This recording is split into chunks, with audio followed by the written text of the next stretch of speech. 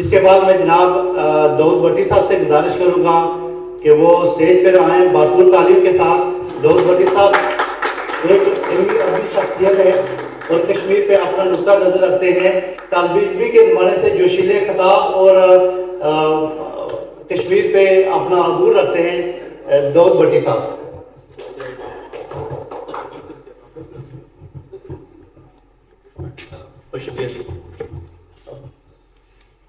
اللهم صل على رسول الكريم اما بعد اعوذ بالله من الشیطان الرجیم بسم اللہ الرحمن الرحیم الصلاة والسلام على سید الانبیاء والمرسلین وعلى آلک واصحابک یا خاتم النبیین۔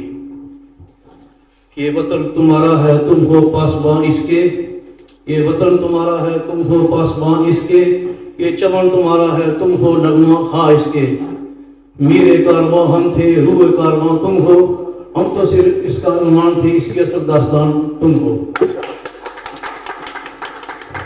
انتہائی قابل احترام، قابل قدر، قابل عزت اس سادہ مگر پروکار تقریب میں شامل شرکائے محفل، بالخصوص نوجوانوں، میرے دوستوں، عزیز بھائیوں، بزرگوں، اور اس محفل، اس جلسے، اس سیمینار کو انعقاد پذیر کرنے والے میرے بھائی، میرے میزبان، یہاں محفل کے میزبان Jammu Kashmir freedom movement north America کے صدر جناب خالد مغل صاحب، Jammu Kashmir liberation front north America کے صدر جناب راجہ مختار احمد خان صاحب، سابق امیدوار اسمبلی تحریک انصاف جناب سردار سوار خان صاحب، انتہائی بادب، علمی ادبی، استادی اساتذہ، دانشور، ادیب، میری براد پرنسپل ریٹائر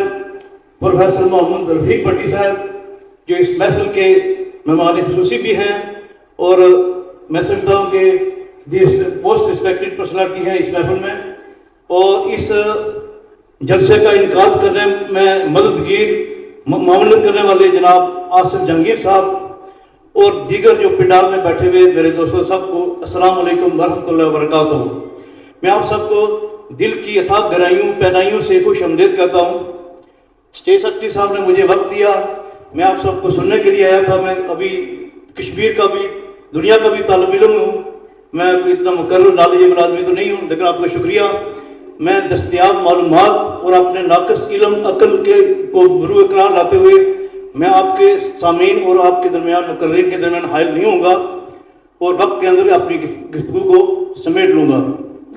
سامعین محترم، اس کردہ ارض پر، اس دنیا میں کچھ لوگ ایسے ہیں جو تاریخ کو لکھتے ہیں، لیکن اسی دنیا میں کچھ لوگ ایسے پیدا ہوئے جن کو تاریخ لکھتی ہے۔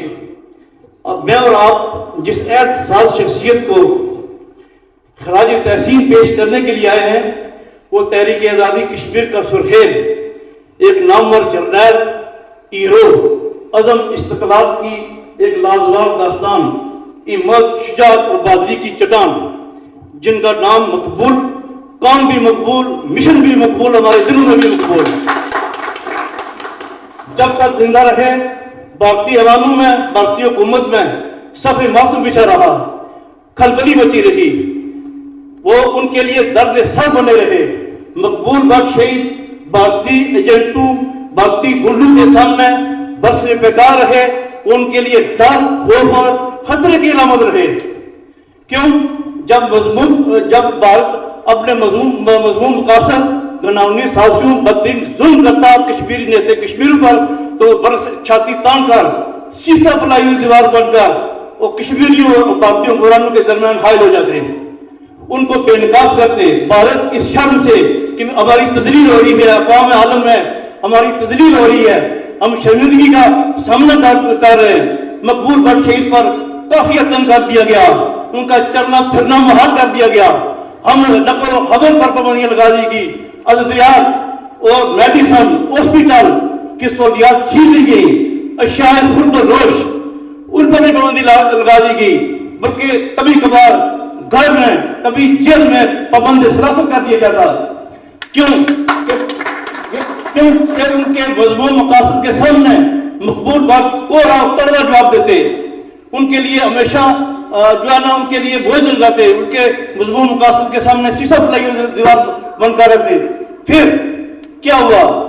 انہوں نے بیش بار تشدد کیا، بیش بار مبارز کیے، پھر مذاکرات کے لیے ایک آفر کی کہ چھوڑو مقبول بخشی، تم نوجوان ہو، تمہیں کیا پڑی ہے کہ ہمارے راستے میں تم، کیونکہ ان کو دلیل کا سامنا تھا، انہوں نے مقبول بٹ شہید کو مذاکرات کی دعوت دی۔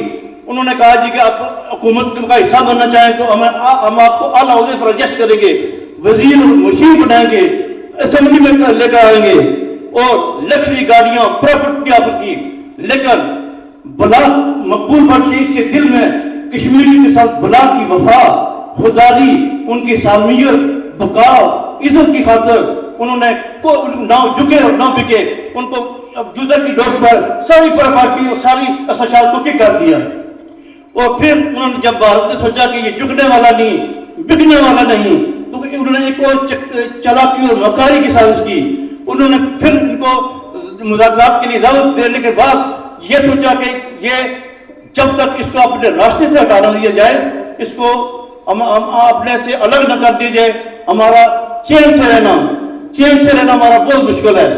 تو پھر انہوں نے 1984 آج سے 39 سال پہلے 10 اور 11 فروری رات 10 اور 11 فروری کی رات الگ صبح 11 فروری کو برابر اتوار پھانسی کے تختہ دار پر لٹکا دیا۔ مقبول بٹ شہید نے پھانسی کے پھندے کو چوم لیا، اس رسی کو اپنے آنکھوں کا سونا بنا لیا، لیکن کشمیریوں کے مستقبل کے ساتھ غداری نہیں کی۔ اور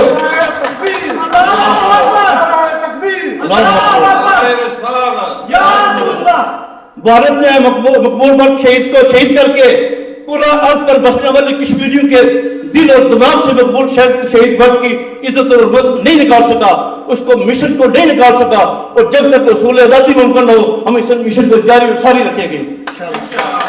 اقوام عالم کے نامور اور تنظیموں کو اور حکمرانوں کو یہ بات بتا دی کہ جیو تو ایسے جیو کہ زمانہ احترام کرے، مرو تو ایسے مرو کہ دشمن بھی تمہیں سلام کرے۔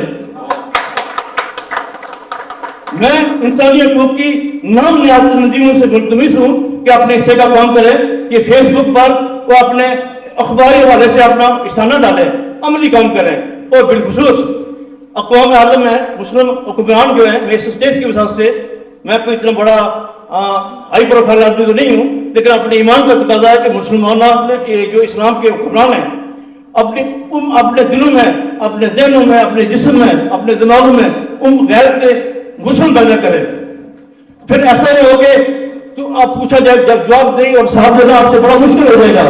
جب اللہ تعالیٰ نے آپ سے حساب لیا تو بڑا مشکل ہو جائے گا، جواب دیں اور حساب دینا مشکل ہو جائے گا۔ مجھے راہ دینے کی خبر نہیں، یہ بتا کہ قافلہ کیسے لٹا، کی نماز کر، پھر بڑا مسئلہ بن جائے گا۔ آپ پر اللہ تعالیٰ نے بڑا کرم کیا ہوا ہے، آپ اسلام آباد میں ناشتہ کرتے ہیں، لندن میں لنچ کرتے ہیں، نیو یارک میں رات کو آ کر گھر سے کھانا کھاتے ہیں، ہوائی اور فضائی آپ کو سہولیات، سفری سہولیات موجود ہیں، لکشری اور گروپ پرف آپ کے پاس گاڑیاں ہیں۔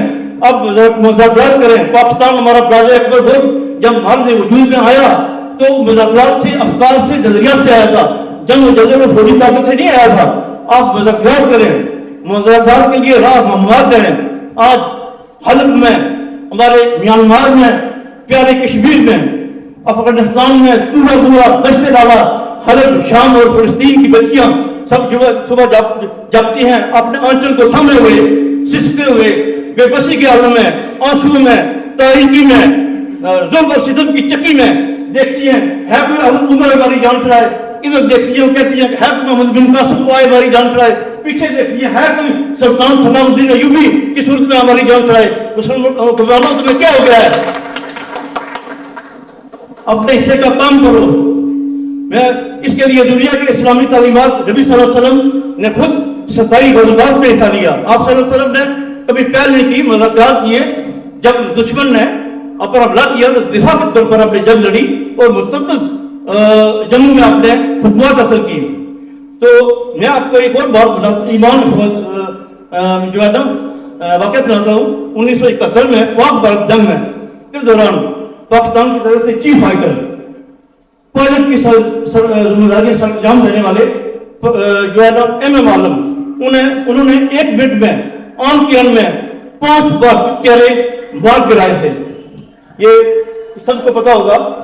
جب 1978 میں ایک کراچی جنگ بندی ختم ہوگی, زندگی معمول پر آ گئی, رواں دباؤ ہونے لگی, تو 1977 میں وہ کراچی کے مقام پر ایک ذاتی تقریب میں بیٹھے ہوئے تھے جس میں وکلاء, صحافی, ان کے عزیز و رشتہ دار موجود تھے.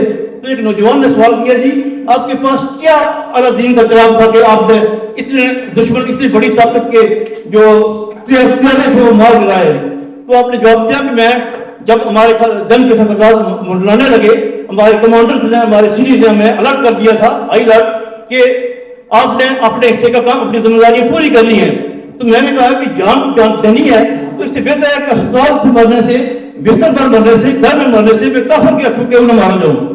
تو میں نے نبی صلی اللہ علیہ وسلم کی تعلیمات پڑھی, فرامین پڑھے, ارشادات پڑھے, جہاد کے بارے میں آگاہی حاصل کی. جہاد جو اسلام میں 6واں رکن ہے, اس کے بارے میں پڑھا تو میں انکریج ہوا, انسپائر ہوا, اتنا انسپائر ہوا نبی صلی اللہ علیہ وسلم کی جو ہے تعلیمات پڑھ کر کے. میں پھر پائلٹ نہیں لگ رہا تھا, میں لگ رہا تھا کہ پوری امت سے پوچھنا کہ میں لیڈر ہوں. پھر جب میں جنگ کا آغاز کر دیا ہمارے سرحد پر, میں چرا لے کر فضا میں بلند ہوا تو میں کیا دیکھ رہا ہوں؟ میرے سامنے سفید کپڑوں میں ملبوس لمبے قد والے لوگ فرشتوں کی صورت میں آگے ہیں. وہ کہتے ہیں کہ ہمیں معلوم تم آگے ہو, اب آگے کام ہم نے کرنا ہے. تو نبی صلی اللہ علیہ وسلم کی جو ہے نا بدت حاصل ہوئی. اگر انا معلوم کی بات من گڑت ہے, افسانات, میدان بدل دیکھ لیجیے, وہاں تو فرشتے آئے تھے نا. اب اپنے حصے کا کام کریں, غیرت ایمانی پیدا کریں, مذاکرات کریں, پھر پوچھا جائے گا تو جواب دینا بہت مشکل ہو جائے گا. میں بہت لمبی بات کر گیا ہوں.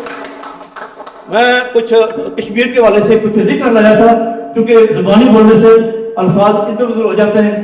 تو مجھے امید ہے کہ آپ سر خاموشی سے, توجہ سے, اجماع سے 2-4 منٹ میں وائنڈ اپ کر دوں گا, تو اس کو آپ انشاءاللہ سنیں گے.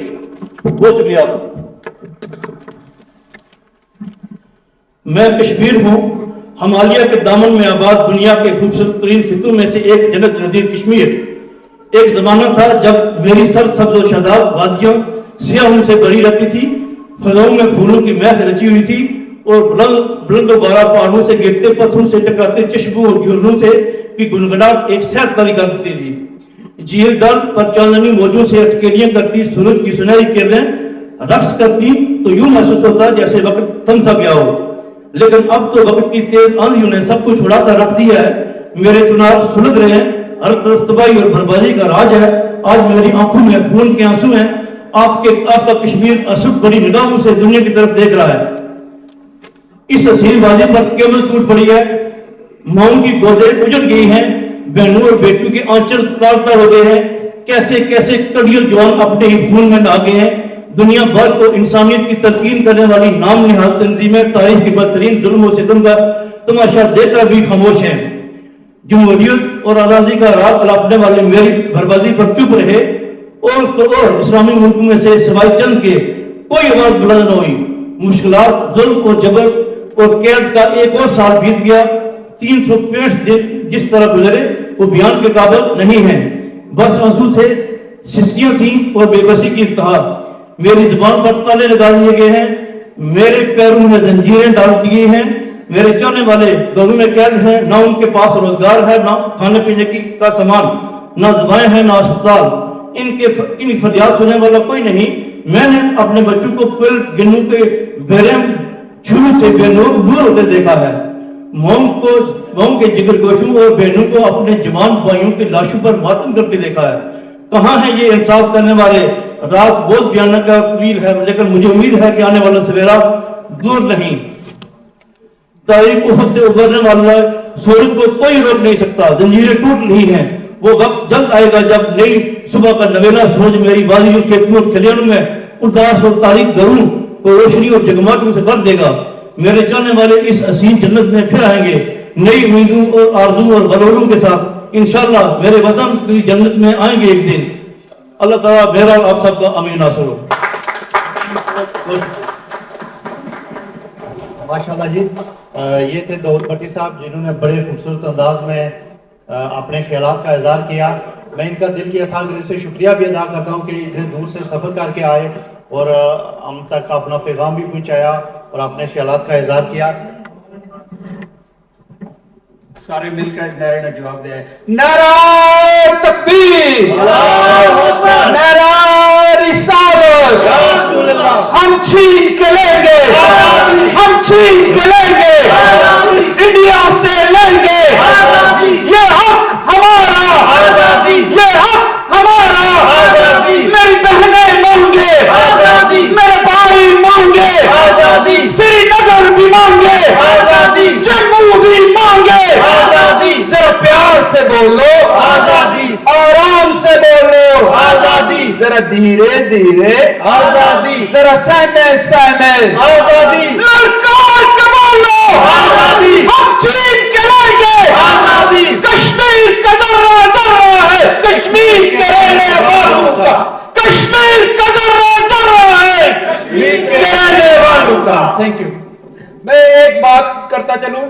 جب بٹ صاحب کو پھانسی ہوئی اس رات ہم 50 بندے نوجوان ہم گئے تھے آرمی ہاؤس راولپنڈی 12 بجے رات کے وقت.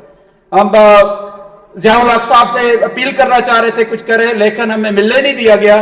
ہمیں اٹھا کے محمدہ کے پل پہ آرمی والوں نے اس وقت کے جنرل اختر رحمان اور جتنے لوگ تھے انہوں نے چھوڑا تھا. جتنا ہم سے ہو سکتا تھا ہم نے کیا. کشمیر فریڈم موومنٹ سے میرا تعلق 80 سے ہے. میں کشمیر اسٹوڈنٹ فریڈم موومنٹ کا کالج کا صدر تھا. ابھی مغل صاحب نے دوبارہ مجھے گھسیٹ کے لے کے آئے ہیں اور انشاءاللہ ہم کام کریں گے. بلال صاحب کا میسج انشاءاللہ ہم ان کے ساتھ پورا تعاون کریں گے. آپ چلیں، قدم بڑھائیں، ہم آپ کے ساتھ ہیں. شکریہ. انشاءاللہ